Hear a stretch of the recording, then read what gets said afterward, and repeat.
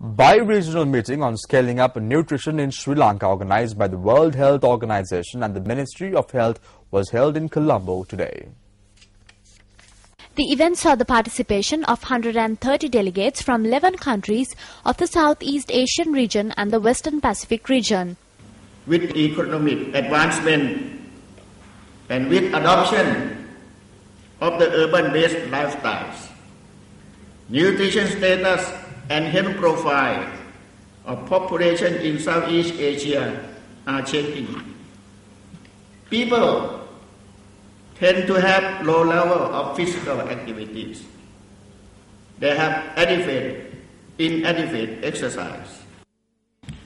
Improved nutrition depends on availability of healthy food and the people's ability to access nutritious food. Therefore, our main concerns today should be to design and implement solutions to increase the availability, affordability and quantity of nutritious foods. Food insecurity is one of the main causes for malnutrition. We have production programs which address the food security for those below poverty line and food safety programs for the consumer. Chairman of the Navaloka Group and renowned businessman Deshamanya H.K. Dharmadasa passed away this afternoon. 92-year-old Dharmadasa passed away while receiving treatment at the Navaloka Hospital. Born in 1920 in Sultanagoda area in Mathura, H.K. Dharmadasa arrived in Colombo as a 14-year-old with only a rupee in his pocket. Dharmadasa began life as a salesman and subsequently ventured into the business arena, setting up the Navaloka Hotel in Paliagoda. Later, he diversified into the construction material business and also set up shop as a building contractor. H.K. Dharmadasa, who had to leave the country to seek treatment for an illness, wasted no time in returning to the country with a vision of building a private hospital. The birth of the Navaloka Hospital was the fruition of that vision. He made social service a way of life and dedicated much of his life to building temples, libraries, playgrounds, schools and roads for the benefit of the needy. Being a movie buff, Dharmadasa involved himself in producing films and was a generous benefactor of the industry and many an artist. Dharmadasa, a father of 6 children, Malini, Rukmani, Pushpa, Priyani, Jayantha and Upali, has accumulated many awards during his lifetime, and some of these include Ruhunaputra, Shasanabhimani Maha Dhanapati Shasana Janaranjana, Sri Lanka Janaranjana, Deshamanya, Rohana Pradeepa Ratna Deshodaya. The body is lying at his residence down Alexandra Place, Colombo 7, where the public can pay their last respects. The funeral will take place at the Borala Cemetery on Saturday evening. Sri Lanka's first expressway will be opened for public use shortly. Yesterday, News First took a trip along the Southern Expressway to get a first-hand look as to how the finishing touches were being put. News First entered the Southern Expressway, which runs a distance of 95.2 kilometers from Kottawa to Galle from the Kottawa interchange. Interchanges are situated in Galanigama, Todangoda, Valipanna, Kunudugahatakma, Baddegama and Piniduwa. The Southern Expressway comprises of 4 lanes, with each lane being 3.5 meters wide. The maximum speed permitted along the road stands at 100 kilometers per hour. The minimum speed has not yet been decided. At a distance of 53 kilometers from Kottawa, the longest bridge in the country could be found in this highway. The bridge, which is 695 meters long, has been constructed across the Bentara River. This is the second river bridge in Southern Expressway, first one in Kaluganga.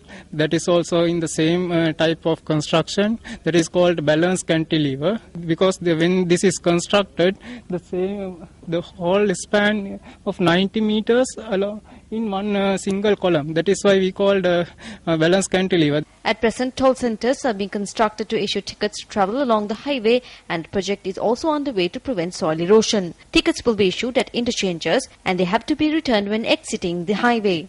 Vehicles can only be stopped along the road owing to a mechanical failure or due to an accident.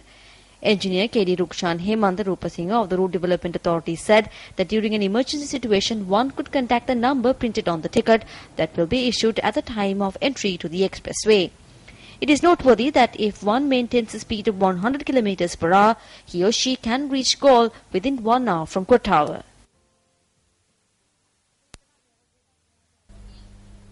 A function was organized in the Therankandal area recently to felicitate members who have been elected to the Thunnukai Pradesha Sabha from the Citizens Front. A group including General Secretary of the Citizens Front, Parliamentarian Jayashree Ranga, was present at the function that was organized by area residents. Those present, including Parliamentarian Jayashree Ranga, were warmly welcomed at the occasion.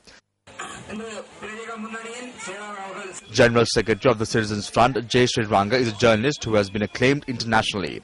He is a person who understands a need and takes measures instantly to address it. We now have an opportunity where the Thunnukai area could be developed in all aspects. I have held discussions with many, and at no time did I give promises. This is because you should not cast your vote for promises such as sewing machines, bicycles and water pumps. The people need to understand the truth, accept the policies and cast their vote.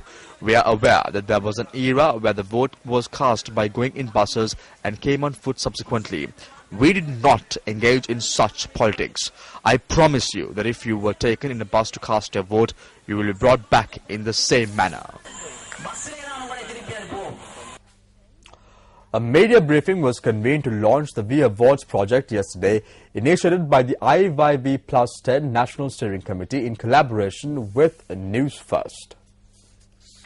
V Awards, held under the theme Shining a Light on Those Who Serve in Silence, is a project initiated by the IYV Plus 10 National Steering Committee in collaboration with News First, as it marks the 10th anniversary of the International Year of Volunteers.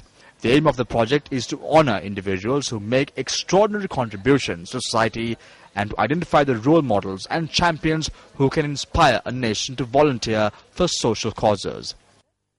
I think in Sri Lanka, volunteerism is a part of our culture. I mean, you see it in everyday life. It's time that we recognize some of these heroes. You know, there are a lot of selfless people who do a lot of work. On the other side, it serves as a good sort of training opportunity and a training ground for young people, you know, school leavers and maybe even post-O-level children to get involved in something productive. To bring together all the various parts of society here to join in a common effort to move forward together as one nation, as one community. What we're trying to do with the V Awards. Focus greater attention and merit and reward and recognition to those who might not otherwise be recognized as stars, as heroes.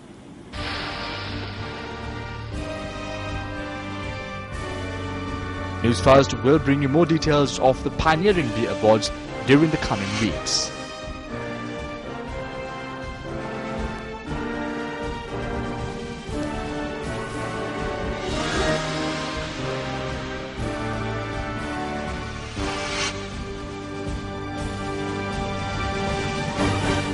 Shining a light on those who serve in silence.